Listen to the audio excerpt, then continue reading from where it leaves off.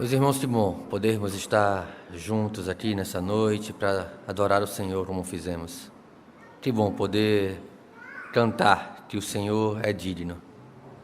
Que bom poder dar este exemplo às crianças que aqui estão, seus pais, seus parentes, seus responsáveis, adorando ao Senhor como deve fazê-lo no dia que o Senhor separou. Isso sirva de modelo para esses pequenos, que eles possam aprender a adorar como nós adoramos, que eles possam aprender a ter reverência como nós temos e que em tudo nós possamos ser como igreja, exemplos de cristãos, exemplos de verdadeiros adoradores para esses pequenos. Eu quero convidá-los a abrir suas Bíblias lá no livro de Números.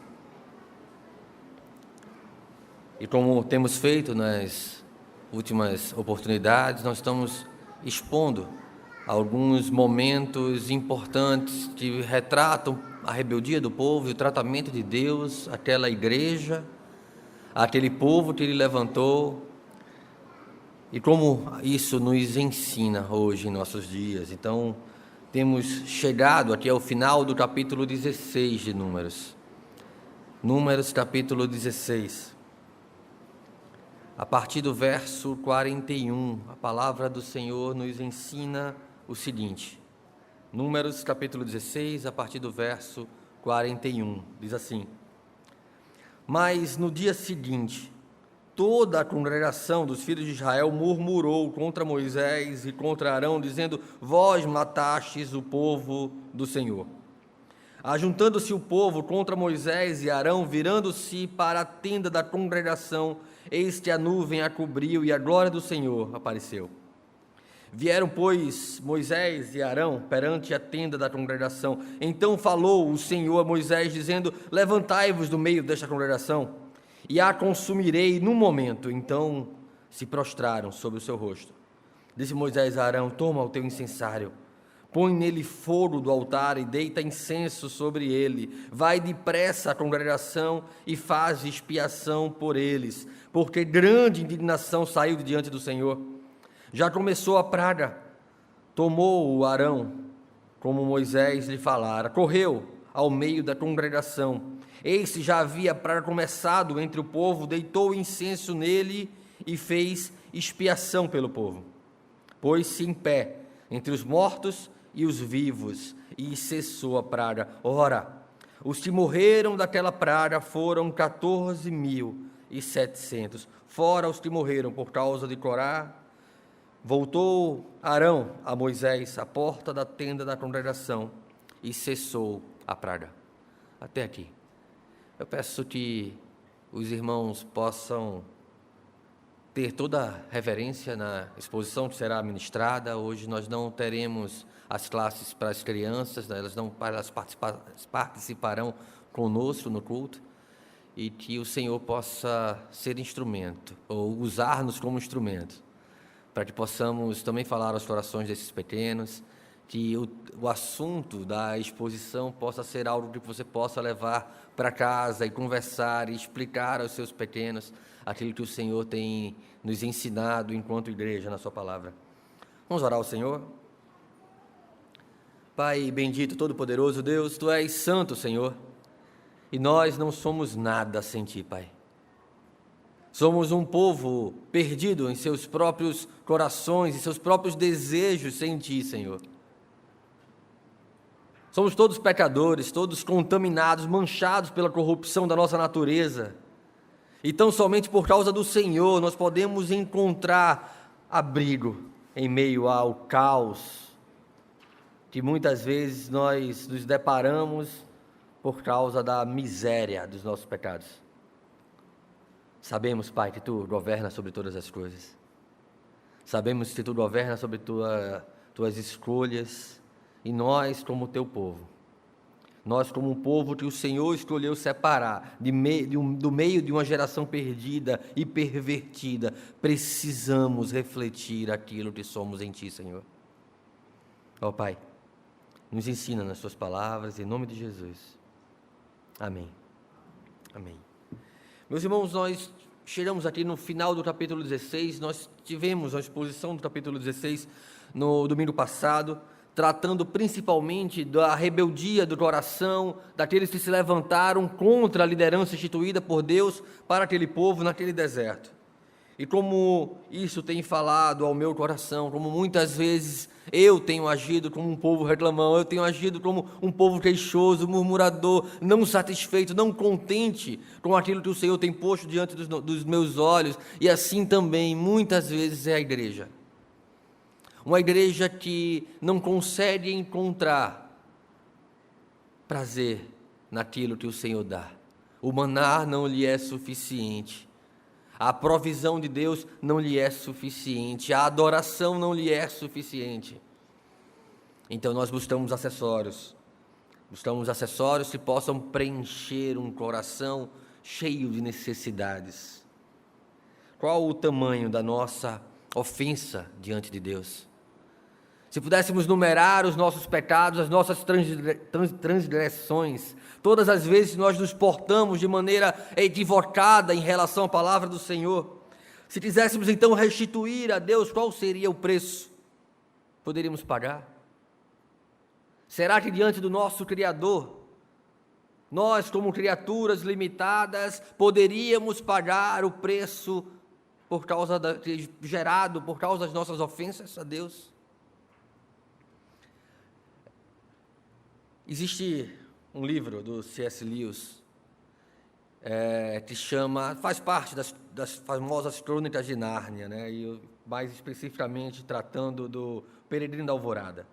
Ele fala de um menino desagradável, a viagem do Peregrino da Alvorada, um menino chato, um menino reclamão, um menino que se queixava de tudo, nada estava bom para ele.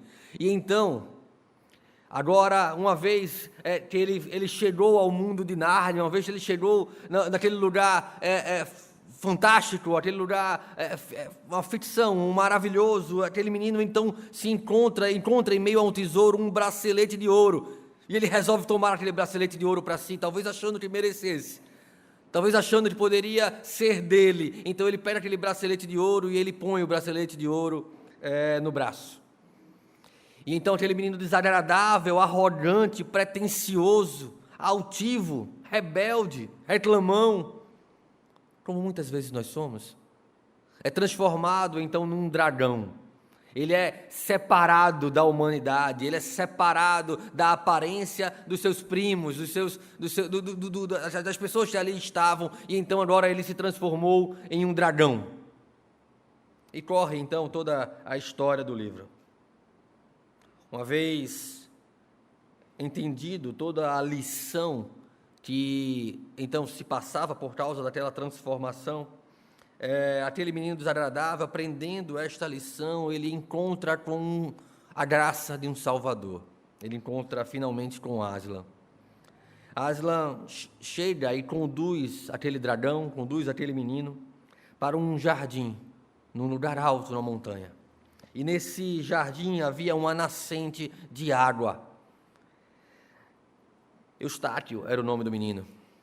Ele olha para a nascente, ele percebe que se ele pudesse tão somente mergulhar naquela nascente, banhar-se naquelas águas, a dor daquele bracelete que apertava o seu braço poderia ser então afagada, de alguma forma diminuída. E então ele percebe que, mas como eu posso me banhar ali? Eu sou um dragão, eu tenho escamas. Como eu posso tirar essa dor, tirar esse bracelete do meu braço, se eu agora sou transformado em um dragão? Então ele aprende.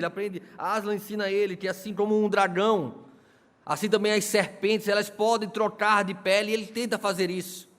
Ele crava suas garras em si e começa a arrancar aquelas escamas, arrancar aquela pele. E ele percebe que por baixo daquela pele existe outra pele, e por baixo da outra pele existe outra pele, e ele não consegue então se livrar daquilo no qual ele havia se transformado por causa da cobiça do seu coração. Sexo, poder, dinheiro. Talvez o nosso coração, ele cobice, ele deseje coisas diferentes em diferentes momentos de nossas vidas.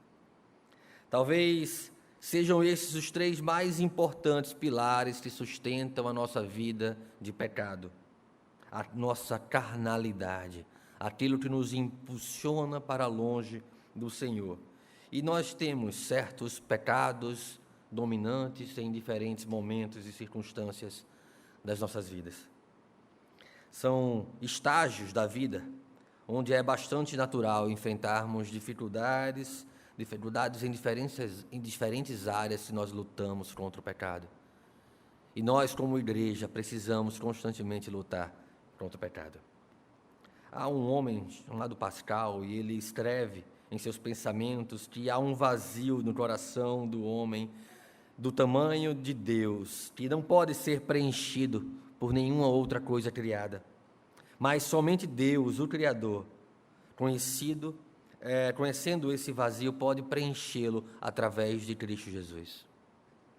Esse vazio que muitas vezes nós tentamos preencher com os nossos desejos, com a nossa vontade, colocando a nossa vontade acima da vontade de Deus, a vontade da criatura acima da vontade do Criador, esquecendo-se de Deus, ou negligenciando Deus, ou querendo ser como deuses de nossas próprias vidas. Nós tentamos preencher esse vazio com as coisas que não saciam a nossa sede, não saciam a nossa vontade. Somos diferentes em muitos aspectos e em nossas diferenças estamos sujeitos a desejos particulares que alimentam o nosso corpo e alma.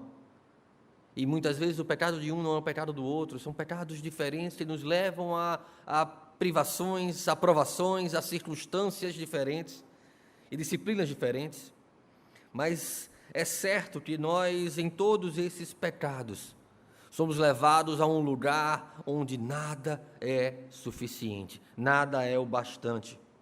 O coração novo que nós temos em Cristo Jesus, ele ainda está num processo de aperfeiçoamento.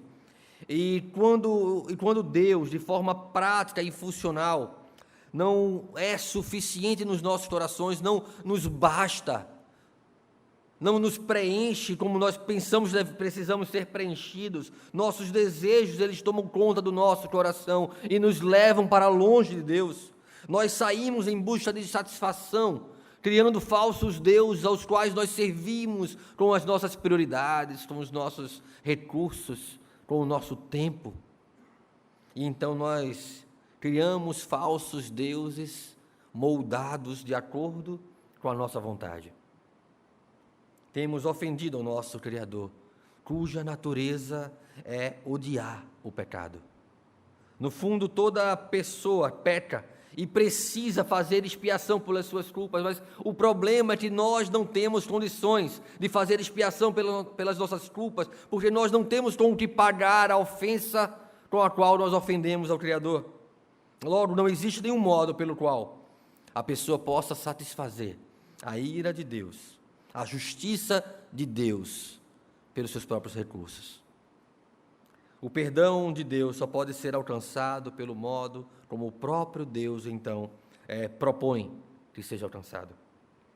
A maravilhosa graça de Deus, ela vai, então, apontar um caminho para alguém, para um pecador improvável, como eu, como você. Alguém que, deixado à própria sorte, seria conduzido pela própria vontade para longe do Criador, nunca para perto do Criador. Agiríamos talvez como Caim, dando as costas para o Éden, a caminho do Oriente. Quanto mais longe do jardim e da presença de Deus nós estivermos, talvez melhor. Talvez Deus precisasse gritar: onde você está, onde você foi parar, por causa da inclinação do seu pecado, por causa do desejo de ser Senhor de sua própria vida, não se sujeitando a Deus, não se sujeitando ao seu Senhor, mas querendo sujeitar-se aos seus próprios desejos, aos desejos equivocados do seu coração enganoso, que levam a um caminho de deserto, de necessidades essas que somente o Senhor pode suprir. O ciúme de Deus pelo nosso amor é o presente mais caro que Ele poderia nos dar, porque custou o seu próprio Filho, sendo humilhado em um ser limitado como nós, vindo à terra. A verdade se fez carne, a palavra se fez carne, habitou entre nós. Ele que é a luz dos homens, Ele que detém a verdade, Ele que detém o caminho para a satisfação da justa ira de Deus. Ele foi humilhado, se fazendo carne como qualquer um de nós, e ainda morto por causa dos nossos pecados. Este foi o presente que Deus nos deu, mas que custa também para nós, porque muitas vezes nós não queremos pagar o preço de uma vida com Deus. E custa para nós porque significa que, embora nós proclamemos, e muitas vezes nós cantamos aqui, que nada pode nos separar do amor de Deus, tudo que nós temos feito para alimentar a nossa vontade está nos separando de uma vida com Deus. As nossas decisões e as nossas prioridades têm constantemente nos separado de uma vida com Deus, porque parece que nós precisamos de tudo, porque parece que nunca Deus é suficiente para nós, ou nunca cremos de fato, deleitamos o nosso coração e descansamos o nosso coração na certeza de que Deus é o que Ele prometeu ser em sua palavra, que a terra prometida vale a pena, que é melhor do que voltar para o Egito, que é melhor do que morrer no deserto, que é melhor do que qualquer outra terra ou nação ou coisa que possa preencher os nossos olhos, mas não pode saciar a nossa alma. Se nós perdermos o foco da terra prometida e quisermos buscar atalhos longe do Senhor para satisfazer os nossos desejos, nós seremos tão somente a semelhança daquele povo rebelde que padeceu no deserto e não pôde desfrutar da bela promessa que Deus havia posto no coração da sua igreja naquele lugar. Deus havia disciplinado a incredulidade daquele povo, alguns capítulos anteriores em Números, quando eles estavam lá em Carnes Barneia, quando eles enviam espias para espiar a terra, e em vez de crer no Deus que havia livrado cada uma daquelas famílias por poderosa mão do Egito, eles preferiram ter medo, desconsiderar a promessa de Deus, considerar apenas a sua própria força. Homens que eram servos no Egito, homens acostumados a fazer tijolos, agora precisavam vencer guerras contra gigantes, contra homens poderosos. Mas Deus havia garantido que eles venceriam, porém eles se fragilizam diante das notícias daqueles espias, e a incredulidade deles e o desejo de muitos deles de voltar para o Egito faz com que o Senhor os discipline a padecer no deserto. Então Deus levantaria uma nova geração, uma geração após ele, um povo preparado no deserto para alcançar a promessa. Logo em seguida, em meio a um movimento bem articulado, um movimento politicamente planejado, Coré e alguns rumenitas, alguns líderes da tribo de Ruben, movidos pela inveja, conduzem um povo reclamão a murmurar contra o Senhor, contra Moisés, a questionar a liderança do Senhor e usando equivocadamente a palavra do Senhor, como muitas vezes falsos profetas têm feito em meio a igrejas. Eles tentam perverter o coração do povo para longe das promessas de Deus, para longe da orientação do Deus vivo. Porém, o Senhor, que disciplinou um povo, é fiel para manter a sua promessa. E aqueles líderes, então, se veem diante de um abismo que os traga. E é disso que o texto está tratando aqui, no final do capítulo 16. Então, no dia seguinte, começa o texto, essa expressão ela é assustadora, porque o povo havia se deparado com o juízo de Deus, com a severidade de Deus sendo manifestada ali entre eles. Algumas coisas são importantes nós considerarmos aqui, e o povo havia experimentado isso, o povo reclamão, com murmurações pecaminosas, havia experimentado isso no dia anterior. E agora só havia passado uma noite e o povo já havia esquecido do que tinha acontecido e voltava a murmurar e a reclamar contra o Senhor. A terra se abriu, o abismo tragou Corá e os líderes da tribo de Ruben. Suas famílias, os que estavam com ele, foram então tragados pelo abismo. A terra abriu-se, eles caíram no abismo e a terra fechou-se diante dos olhos daquele povo. E se isso não o bastasse, o incenso que aqueles falsos sacerdotes levavam, 250, os consumiu. Eles foram queimados vivos diante de todo o povo. O povo havia dormido diante de uma coluna de fogo que repousava sobre o tabernáculo. Havia acordado diante de uma coluna, de uma nuvem de fumaça, que os protegia do calor da manhã. Mas no dia seguinte, o povo se esqueceu de que Deus era Deus em meio àquela circunstância. No dia seguinte, o povo se esqueceu do juízo do Senhor. O povo se esqueceu contra quem murmuravam. O povo se esqueceu a quem estavam seguindo. E foram reclamar mais uma vez. Tudo o que se passara diante dos seus olhos não foi suficiente para transformar os seus corações. Como não é em nossa geração, como não é nos nossos dias. Nós podemos ver maravilhas diante dos nossos olhos. Pessoas entram na igreja, experimentam das bênçãos que o Senhor derrama sobre o seu povo, e saem da igreja sem terem um coração transformado, porque aquilo que vem diante dos seus olhos não é suficiente para transformar os seus corações, se o Espírito do Senhor não o fizer. Se um mediador não se colocar como expiação, ou não fizer expiação pelos seus pecados, sem um mediador, estamos perdidos, por mais que vejamos maravilhas diante dos nossos olhos. Um povo reclamão, uma igreja queixosa. As nossas murmurações, elas manifestam a nossa necessidade de um mediador. Nós pecamos e somos levados pela nossa vontade a um lugar de derrota, a um lugar onde nós perdemos, onde nós caímos constantemente. Constantemente nós erramos muitas vezes os mesmos pecados e parece que nos esquecemos do tratamento de Deus, da justiça de Deus, da severidade de Deus e como Deus enxerga os nossos pecados. Nós não somos, em certos aspectos, tão diferentes assim daquele povo.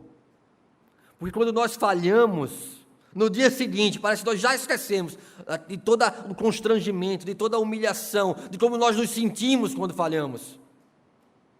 E voltamos a pecar contra Deus. E se não tivermos o nosso coração transformado, a nossa natureza mudada, vamos continuar falhando nas mesmas coisas, porque o pecado nos escraviza. Ele nos subjuga. Nos faz servi-lo como servimos a falsos deuses. Nos toma o nosso tempo, nos toma os nossos recursos, domina as nossas prioridades e nos afasta do Deus vivo. Se não temos a consciência de que Deus é tudo para nós, se não temos a consciência de que precisamos de um mediador, se não temos a consciência da justiça e juízo de Deus, se não temos a consciência dos nossos próprios pecados, então, meu irmão, eu talvez esteja até errando, chamando de irmão, mas, meu amigo, aproveita o que esse mundo tem para oferecer, porque é só isso que vai ter. A ira de Deus virá, o juízo de Deus virá. Isso não é um jargão antiquado. O juízo de Deus virá e separará a sua igreja dos ímpios, e separará aqueles por quem Cristo morreu, daqueles que viveram segundo o seu coração, perdidos em seus próprios desejos, usufruindo desse mundo como se fosse tudo e o seu maior tesouro, esquecendo-se que o nosso tesouro e o nosso coração não está no deserto, mas na terra prometida, que está diante dos nossos olhos e que virá a ser alcançada quando Cristo voltar. Nós pecamos e a rebeldia do nosso coração, ela se estende até o dia seguinte, como daquele povo. As pessoas se levantaram contra a disciplina do Senhor e se fez necessário que o mediador pudesse interceder pelo povo, um mediador entre vivos e mortos, colocado ali, entre vivos e mortos, para a salvação deles. A esta altura, a partir do verso 41 do capítulo 16 de Números, a Bíblia hebraica, ela já trata como um outro bloco, ela já junta com o capítulo 17 e trata do tema único ali do sacerdócio, da legitimidade do sacerdócio de Arão. Então, a partir do verso 41 do capítulo 16, junto com o capítulo 17, é tradição no meio hebraico que isso seja entendido ali como um tema, como o tema central, né, do sacerdócio, da escolha do sacerdócio de Arão. E nós vamos ter isso mais claro no capítulo 17, quando então Moisés convoca ali qualquer um que queira concorrer, qualquer um dos líderes dos povos queira concorrer ali pelo sacerdócio, a trazer uma vara, e todos eles trazem, cada um conforme a sua tribo, e eles imprimem o seu nome na vara. E então eles colocam a vara ali em determinado lugar, e diz Moisés que a vara onde for feito florescer de maneira milagrosa, um pedaço de pau seco, morto, onde Deus fizer brotar vida, revelará a escolha do Senhor. E então a vara de Arão, ela brota, e ela não só brota, como ela também dá frutos, e ela dá amêndoas, até que o próprio Senhor manda que essa vara depois seja colocada na própria arca da aliança, como um símbolo autêntico da legitimidade do sacerdócio ali, da tribo de Levi, da família de Arão, para todo sempre, como um memorial ao povo. Os incensários de bronze, usados pelos rebeldes no dia anterior, eles também são usados como memorial, eles são batidos em lâminas, cobrem o altar, e então são usados como memorial de que nenhuma outra família, nenhuma outra pessoa que não tenha sido escolhido por Deus pode fazer o trabalho que o Senhor designou para pessoas específicas. Cada um de nós, enquanto igreja, cada um de nós é chamado para servir ao Senhor. E o Senhor designou para cada um de nós um serviço, e nos deu dons, e nos capacitou, e nos habilitou a fazê-lo, de modo que nós juntos nos completamos, somos complementares na edificação do corpo de Cristo. E para isso não precisamos usurpar a posição, querer mais poder, querer mais notoriedade, mais publicidade, mais holofotes dentro da igreja. 2 eventos relevantes, eles servem de confirmação, né, da escolha do sacerdócio, então, da casa de Arão, como já mencionei. A ira de Deus se aplacou somente quando Arão usou o seu incensário para fazer expiação pelo povo, no verso 46 do capítulo 16. Depois, nos testes das varas, como eu mencionei, no capítulo 17, das 12 varas escolhidas dentre os líderes das tribos, só de Levi, com a inscrição do nome de Arão, floresceu sobrenaturalmente e produziu amêndoas diante do Senhor. Números capítulo 16, versos 41 e 50. Eu quero poder fazer a leitura novamente, peço que volte para a sua Bíblia com toda a atenção.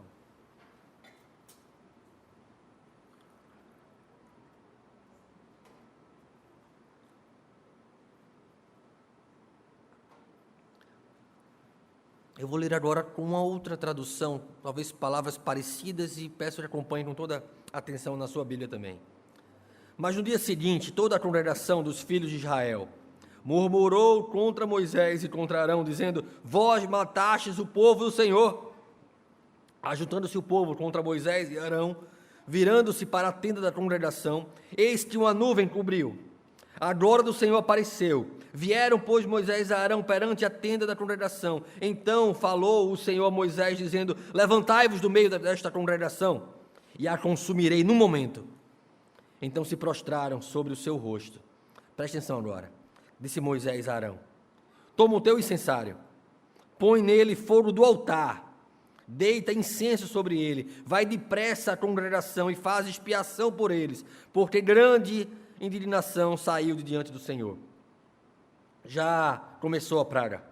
Tomou Arão, como Moisés lhe falara, correu do meio da congregação, eis que a praga havia começado entre o povo, deitou incenso nele e fez expiação pelo povo, pôs-se em pé entre os mortos e os vivos, e cessou a praga. Ora, os que morreram daquela praga foram 14.700, fora os que morreram por causa de Corá. Voltou Arão a Moisés, à porta da tenda da congregação, e cessou a praga. Deixa eu tentar contextualizar algumas coisas aqui, importantes, sobre o próprio aspecto do tabernáculo, no qual a presença do Senhor era manifestada. Ao longo de todas as Escrituras, desde Gênesis, o Senhor nos tem ensinado que o lugar onde o Senhor manifesta a sua presença é um lugar santo. Adão e Eva foram expulsos do lugar santo por causa dos seus pecados. Uma vez que caíram, uma vez que desobedeceram ao Senhor, Eles não podiam mais achegar-se na presença do Deus Santo, porque a santidade de Deus implica no seu ódio justo, na sua ira justa contra o pecado. Logo, um homem pecador que ousasse entrar sem um mediador na presença de um Deus Santo seria morto, seria consumido. Então, Adão e Eva são excluídos do lugar santo. Mas Deus promete a eles, lá em Gênesis 3, no verso 15, uma restauração. Ele começa ali o proto-evangelho, o primeiro evangelho. Essa situação não seria para sempre.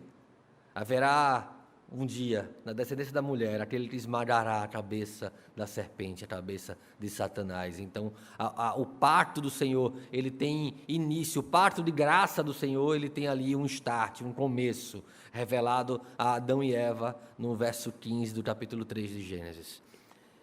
Nós temos depois, entre vários desdobramentos da relação pactual do Senhor com o seu povo, a presença do Senhor agora se manifestando no Sinai. Lembremos que quando Deus anuncia a Moisés, se manifestará diante deles no Sinai. Eles haviam saído do Egito. Eles estavam agora no começo da sua peregrinação no deserto, e o Sinai, ele é um elemento importantíssimo para compreendermos a história do povo de Deus no Pentateuco. O Sinai, ele é o ápice, ele é o ponto divisor de águas daquele povo que estava agora aí na direção da terra prometida. Porque esse êxodo trata do caminho do povo até o Sinai. Se Levíticos, então, é escrito ali durante um mês, no período que o povo estava no Sinai, nós vemos agora em Números o povo saindo do Sinai e indo até a terra prometida.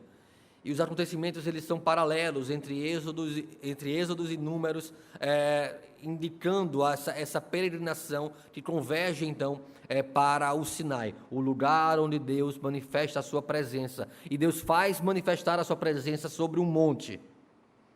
O povo não pode subir o monte, porque o povo tem pecado. Mesmo o povo se preparando para aquele dia, o povo não pode subir ao monte, porque o povo tem pecado. Então Deus designa Moisés e Arão como mediador do povo. Sobe então. Arão vai até certo lugar, mas a presença de Deus, apenas Moisés, para receber de Deus a lei. Como era no Gênesis, o povo não poderia, Adão e Eva em pecado, não poderia estar na presença do Deus Santo. Como é no Sinai, é necessário que apenas um mediador vá até a presença de Deus, que possa interceder pelo povo, que possa receber a palavra do Senhor para trazer ao povo. Também o é no tabernáculo. Deus, então, orienta a construção do tabernáculo, que faria com que a presença do Senhor fosse no meio do seu povo, fazendo com que aquele lugar fosse santo. Deus, no meio do seu povo, santifica o lugar. Então, no tabernáculo, nós temos um lugar onde apenas o mediador pode entrar, que é o lugar onde é manifestada a presença de Deus, o santíssimo lugar. No Éden, no Sinai, no tabernáculo, depois de maneira estruturada e fixa no templo, e agora a presença do Senhor se manifesta no templo. Os nossos corpos como o templo do Espírito Santo, como Paulo nos ensina lá em 1 Coríntios. Deus, no meio do seu povo, santifica o seu povo. Deus, no meio dos nossos corações, nos faz um povo santo, de propriedade exclusiva do Senhor, a fim de proclamarmos as virtudes daquele que nos chamou das trevas para a sua maravilhosa luz. Isso nos traz a responsabilidade de proclamarmos essas virtudes, na maneira como nós vivemos, no modo como nós nos relacionamos, na maneira como nós enxergamos esta vida, como peregrinos que somos nesta vida, que esta vida é o nosso deserto, que nós não moramos aqui, não viemos para ficar aqui, mas estamos indo em direção à nossa casa, a terra que o Senhor prometeu, o reino que Ele estabeleceu, o reino de Jesus, o reino prometido, lá quando Deus se manifesta ali através do profeta a Davi, dizendo: Davi, não, você não vai fazer casa para mim, eu vou fazer casa para você, e vou da sua descendência tirar um rei que será rei eternamente, e esse rei é Cristo, e é para esse reino que nós como igreja estamos indo. E por isso nós estamos atravessando o deserto, porque este é o meio estabelecido pelo Senhor para nos conformar à sua imagem e semelhança, para fazer de nós um povo santo, um povo separado, para vivermos eternamente na sua glória. Vai depressa e faz expiação, disse Moisés a Arão. Um sacrifício expiatório, então, precisa ser oferecido em favor do povo rapidamente. Não diferente nos nossos dias, os nossos pecados acendem a ira de Deus.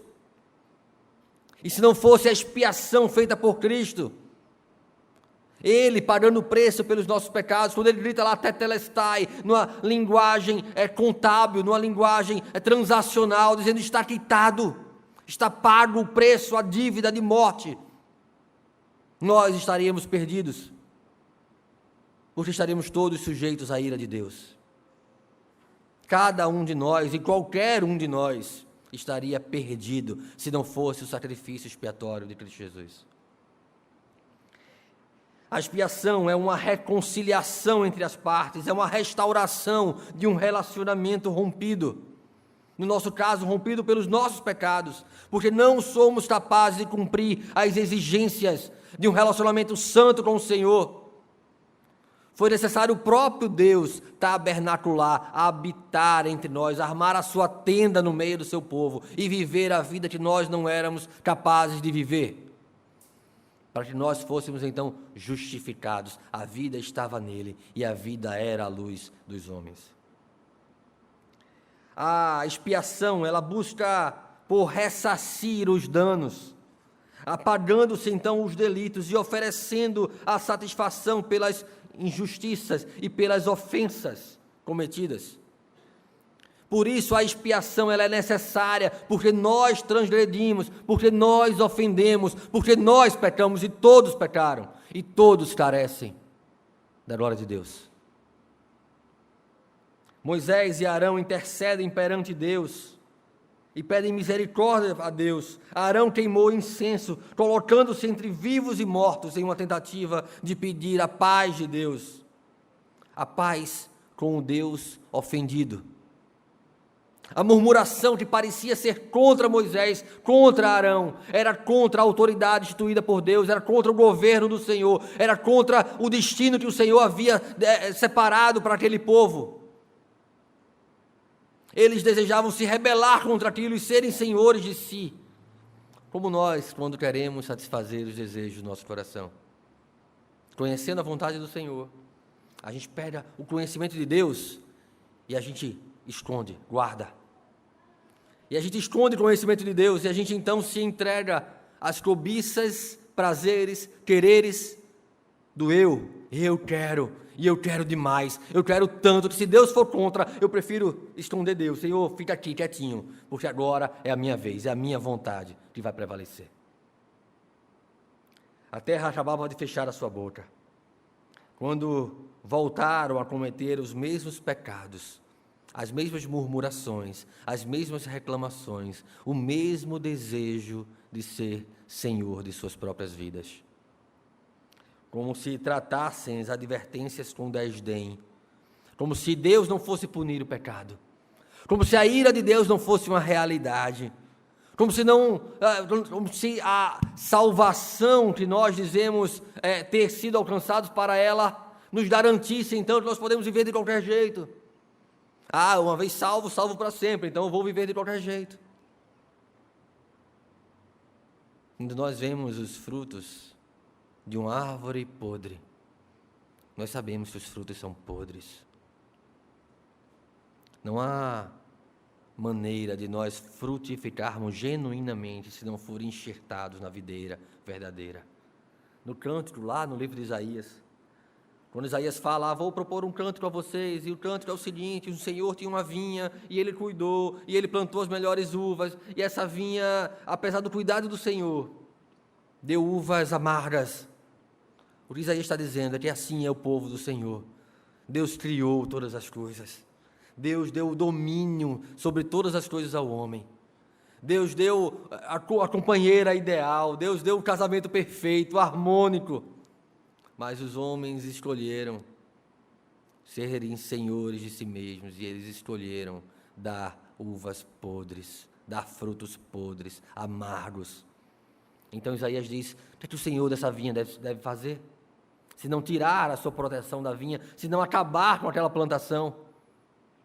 E então Cristo, ele se apresenta lá em João como a videira, na qual nós, uma vez enxertados nela, podemos produzir frutos. Uma árvore não pode produzir frutos para o Senhor, a parte do Senhor. Não há cristianismo sem cruz. Não há cristianismo sem compromisso. Não há cristianismo sem responsabilidade. Não há igreja sem responsabilidade.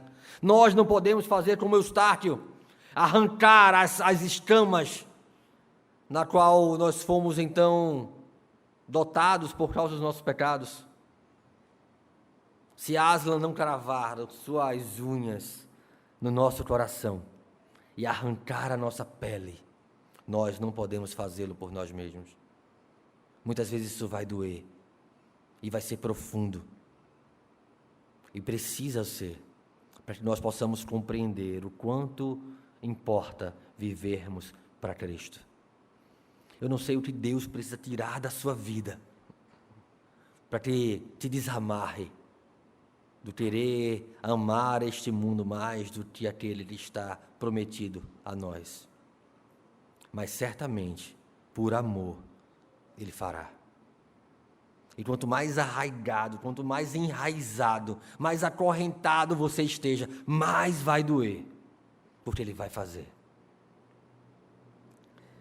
Sobre o entendimento especial de Arão, que tipificava Cristo naquele contexto, o puritano Matthew Henry, ele comenta sobre esse texto, ele vai dizer: existe no mundo uma epidemia de pecado, que somente pode ser detida, eliminada pela cruz e intercessão de Cristo. Ele entra no campo dos contaminados e moribundos, interpõe-se entre os vivos e os mortos, entre o juiz eterno e as almas condenadas. Temos a redenção e o perdão dos pecados através do seu sangue. Admiramos a pronta devoção de Arão, não bendiremos e louvaremos então a indizível graça e amor que encheram o coração do Salvador quando se colocou em nosso lugar e comprou-nos com sua vida? Sem dúvidas, Deus nos amou bastante e prova o seu amor por nós, em Cristo ter morrido por nós, sendo nós ainda pecadores, citando aqui Romanos, capítulo 5, verso 8. A expiação, ela é parte essencial para o caminho da redenção. Não há redenção sem expiação. Só que o entendimento amplo da expiação, o entendimento mais profundo da expiação, só pode ser alcançado, isso só pode ser compreendido, se nós tivermos a dimensão do soberano amor de Deus. O amor de Deus é a premissa estabelecida, é o fundamento necessário, é a causa e a fonte da expiação. A cruz de Cristo é a demonstração máxima do amor de Deus, e o caráter supremo deste amor, ele vai residir, ele vai estar firmado no custo do sacrifício oferecido. Será que nós temos a real dimensão do que foi o sacrifício de Cristo? Uma percepção, um sentimento raso de pecado, vai nos dar também uma percepção e um sentimento raso acerca da graça de Deus e, consequentemente, acerca do próprio sacrifício de Cristo Jesus. Mas o sacrifício, a expiação, que nos trouxe a salvação, tem seu fundamento, a sua causa, a sua fonte, no próprio amor de Deus. Apesar de nós muitas vezes sermos os reclamões, apesar de nós muitas vezes sermos os arrogantes, como no conto do C.S. Lewis, somos eustáquios muitas vezes nas realidades dos nossos relacionamentos, queixando-se de tudo, reclamando de tudo, nada está bom, nada é do jeito que nós achamos que deveria ser. Então, esse pecado vai nos transformando a parte da humanidade como dragões, e nós não conseguimos mais tirar essas escamas de nós.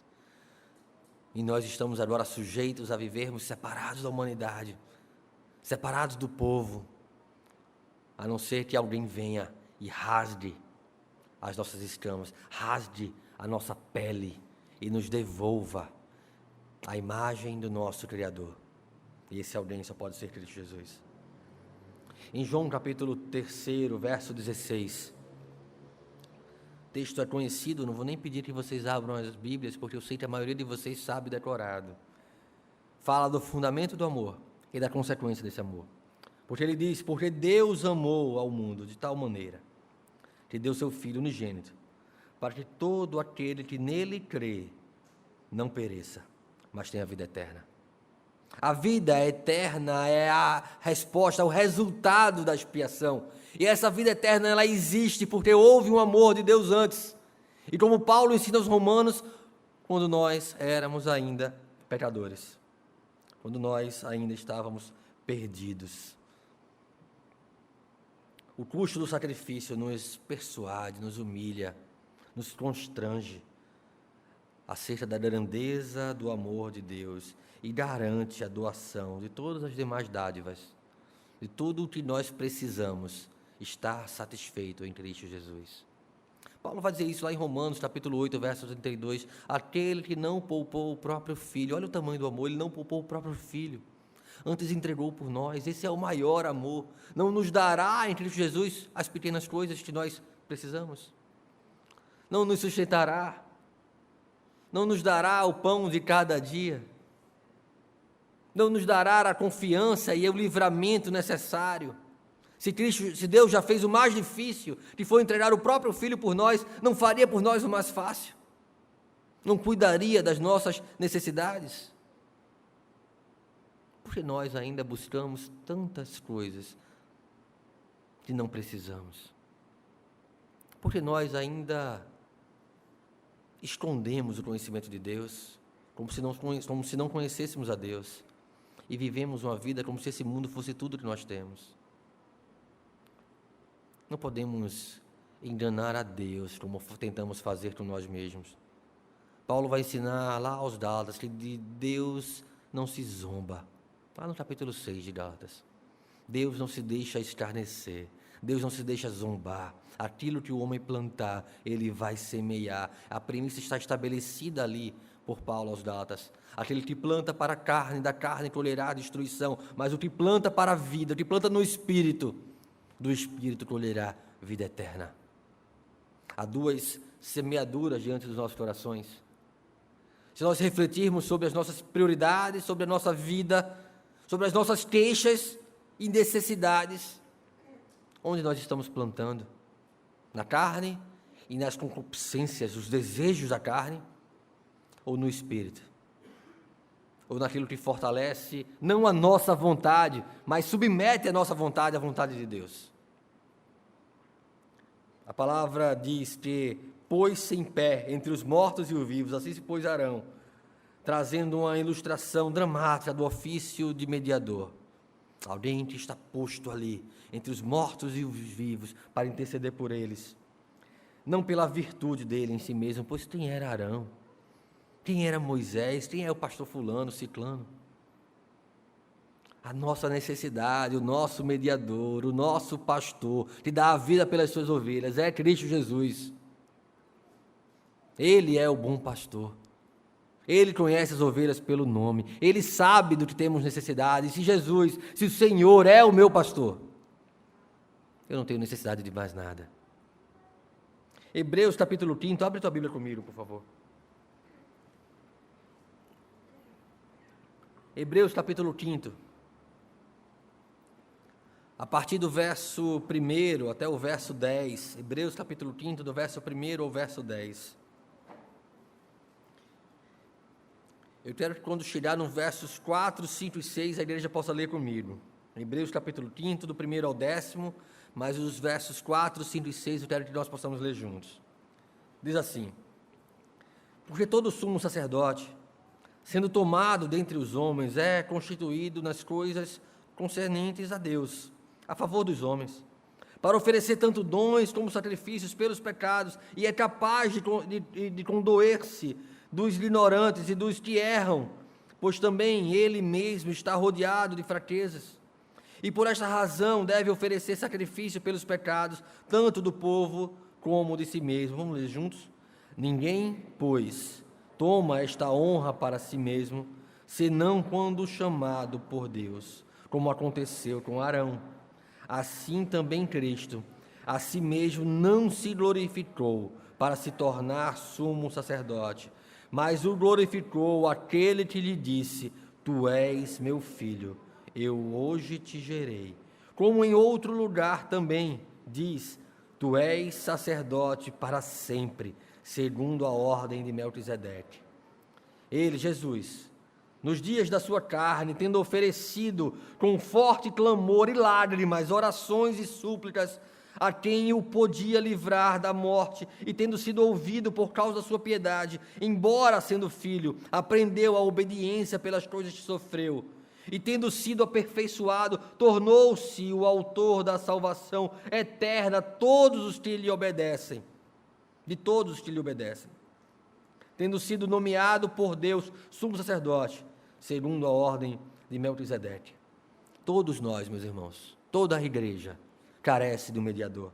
Todos nós carecemos de Cristo, Ele é o nosso mediador. Ele é o meio pelo qual nós somos reconciliados com Deus, e é isso que nós lembramos quando participamos da ceia. Ele foi oferecido em nosso lugar. Ele morreu pelos nossos pecados e ressuscitou, vencendo a morte, para que nós pudéssemos ter a segurança de que a morte foi vencida. E agora ela é apenas uma passagem para a vida eterna nos céus. Cristo é o nosso mediador. O homem natural, ele não pode chegar-se a Deus por si mesmo. Porém, pode chegar através de um mediador, alguém que possa interceder por aqueles que estão fora do caminho, que estão longe da verdade. Nós podemos usar dos meios de graça, nós podemos usar da oração, da pregação da palavra constantemente, em favor daqueles que estão fora do caminho, em favor daqueles que estão desviados da verdade. Mas somente o Senhor pode utilizar esses meios de graça para aplicar a verdade de Cristo como mediador e transformador dos corações. Não está na nossa capacidade ou eloquência, não está nas coisas e maravilhas que possam acontecer diante dos nossos olhos, se o Senhor não transformar os corações. Na manhã seguinte, vamos estar voltando aos mesmos pecados.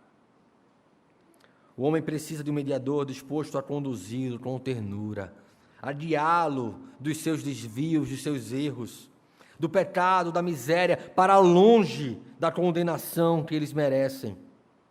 Só recebem as bênçãos da promessa aqueles que são chamados por Deus mediante Jesus Cristo. Nós lemos em nossa liturgia, o texto está lá em Isaías, capítulo 53. Eu quero lembrá-los apenas dos versos 10 e 11, quando o profeta diz: Todavia, ao Senhor agradou moê-lo, fazendo-o enfermar. Quando ele der a sua alma como oferta pelo pecado, verá a sua posteridade e prolongará os seus dias, e a vontade do Senhor prosperará em suas mãos. Ele verá o fruto do seu penoso trabalho, o penoso trabalho de sua alma, e ficará satisfeito. O meu servo, o justo, com o seu conhecimento, justificará a muitos, porque a iniquidade deles levará sobre si. Deus nos aceita em sua presença, e por isso nós estamos aqui hoje, pelo fato de ter Cristo morrido por nós, e tão somente por Ele ser o nosso mediador. Ele morreu sacrificialmente em uma cruz, para que fosse então propiciação, para que fosse então expiação por nós, para que nós fôssemos reconciliados com o Senhor das nossas vidas, com o Criador das nossas vidas. Quem estiver fora de Cristo está morto. Quem está em Cristo é por Ele justificado para a vida eterna. Deus provê, através de sua autoridade sobre a vida e sobre a morte, um meio para manifestar o seu amor, a sua bondade. E esse meio é na mediação, na expiação realizada por Cristo Jesus em nosso favor, em favor da sua igreja. Meus irmãos, que nós possamos refletir em nosso coração a aplicação da sua palavra. nós talvez estejamos vivendo circunstâncias difíceis em nossas vidas, que parece que não há uma saída. Eu quero deixar claro para vocês que há uma saída, e a saída não pode ser encontrada a parte de Cristo Jesus. Talvez nós estejamos tão entregues aos prazeres do nosso coração, à nossa própria vontade, que tenhamos até vergonha de nos chegar na igreja ou diante dos irmãos, mas eu quero assegurar-lhes que a graça do Senhor superabundou onde abundou o pecado. E é tão somente por causa dessa graça que qualquer um de nós pode ser chamado por Deus através da expiação de Cristo Jesus.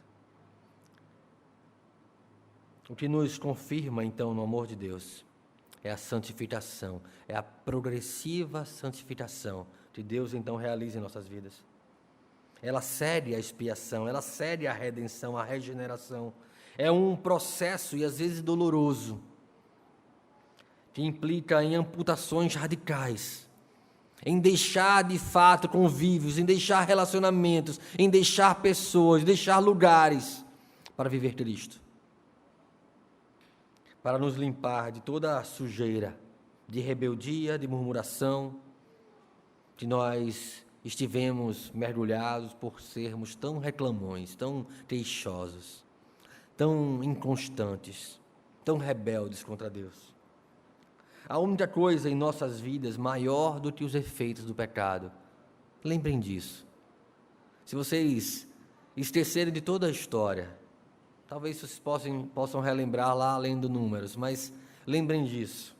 A única coisa em nossas vidas maior do que os efeitos do pecado, maior do que as nossas murmurações, maior muitas vezes por situações de imoralidade sexual na qual nós estivemos submersos, mentiras, fofocas, dissensões, facções e todo tipo de pecado no qual nós talvez já tenhamos experimentado em nossas vidas.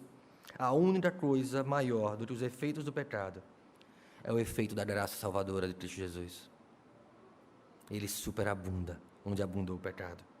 É por meio do sangue de Cristo Jesus que essa graça salvadora, essa maravilhosa graça, nos cobre e nos faz igreja. Foi assim que nós fomos tirados da lama, e é assim que todos os dias o Senhor tira a lama de nós, através do Santo Espírito, que Ele faz habitar em nossos corações. Convido você a fechar os seus olhos.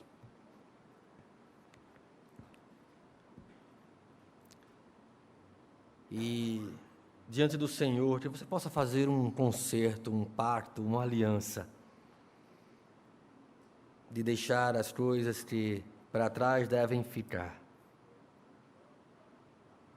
e buscar se revestir de um novo homem, uma nova criatura. Que a lembrança que nós recordamos quando participamos da ceia seja de um Cristo que morreu pelos nossos pecados, que nos tirou da lama e que todos os dias tira ainda a lama de nós, até que alcancemos a plenitude dos tempos, da terra que o Senhor prometeu, do reino que está estabelecido à nossa espera, no fim da nossa peregrinação. Pai bendito, todo-poderoso Deus, Pai, nós te louvamos porque o Senhor é Deus apesar de nós. Apesar da nossa indignidade, apesar do nosso coração enganoso, da nossa natureza perversa, o Senhor nos cobre com graça. Somos alvo do Teu maravilhoso amor. Somos resultado das Tuas misericórdias, Pai. É por isso que nós fomos libertados, Pai, das trevas e da condenação do inferno para a vida, por meio de Cristo Jesus. Que a Tua maravilhosa graça encontre sempre lugar em nossa lembrança, para que haja sempre disposição no nosso coração de submeter a nossa vontade à Tua vontade, de nos lembrarmos dos dias de outrora e não voltarmos aos velhos pecados, para que no dia seguinte nós possamos ir, sim, diante da tenda da congregação para Te adorar, porque o Senhor nos salvou. Louvado seja o Teu nome. Em nome de Jesus. Amém.